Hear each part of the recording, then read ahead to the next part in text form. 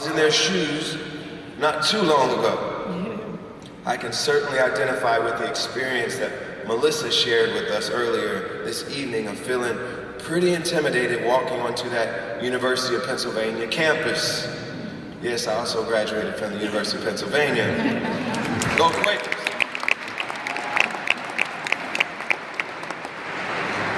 So I know what it's like, trying to balance the countless pages of reading and writing you have to do, trying to make friends and grow socially in a new environment where most of the students are coming from a very different background. I know what it's like to be a student, a seeker of knowledge, a seeker of answers, and I know the power of a good education to help you think about your place in the world. So when I look out at this room and see all the Summer Search students and this incredible network of people who are supporting this program, I'm encouraged, I'm excited by your potential, by the power you possess inside of you. And I know that together, we have the ability to make a difference, to question the status quo, and to push for a better world. Think about how you can use the power of your education to do great things, to highlight important truths, to inspire action, to support a cause that's close to your heart, whatever that cause may be. For me, that cause has been poverty. I'm especially focused on education and criminal justice reform as ways to break the cycle. I'm so sorry. I'm sorry. You see, I grew up in a small blue-collar city called Springfield, Ohio. As a young kid, I was surrounded by family, including two loving parents who cared so much about their kids' education that they even homeschooled us for several years during grade school. And they also took the time to teach us more than academics. They taught us about character, about what it means to live a good life.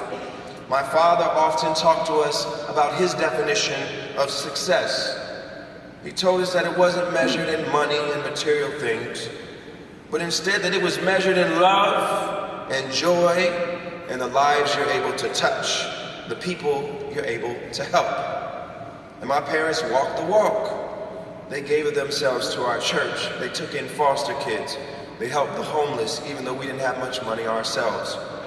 Growing up in our house also meant you were immersed in art and music and encouraged to be creative.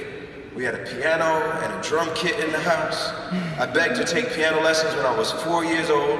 I was singing in the church choir and in school plays by the time I was 7. And in a lot of ways to our church and our local community, my family was a model family. My parents were leaders, raising intelligent, talented kids in a loving environment. We even had a little singing group called the Stevens Five.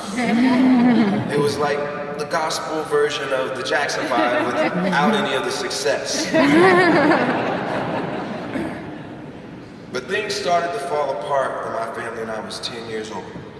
My maternal grandmother passed away that year when she was only 58, and her death devastated my family. She was our church organist, and on Sundays after church, I would often go to her house just to hang out with her. She would make fried chicken and collard greens and cornbread, and she would teach me how to play gospel piano. She was one of my favorite people on the planet. And she and my mother were, of course, very close as well. And her death sent my mother into a deep depression that eventually tore our family apart. My world was shattered, my parents got divorced, my mother disappeared into over a decade of drugs and despair. I was confused and disoriented. But there were two things that helped me through that difficult time, and to wind up here sharing an evening with you in this beautiful place in New York City, as opposed to a much less inspiring outcome. The first thing was music. I loved music, and I put my passion into it. I sang in community choir, show choir, musicals. I wrote my own songs. I played in talent shows. I did whatever I could to become a better artist, a better writer, a better performer. But I'm not sure if the first thing would have been enough if I didn't also have another thing, which is great teachers and mentors. You see, I write songs for a living now, but when I was in high school, I didn't see writing as one of my strengths. But I had an English teacher named Mrs. Bodie, who believed in me. Slowly but surely, she showed me that I could write with creativity, passion, and clarity.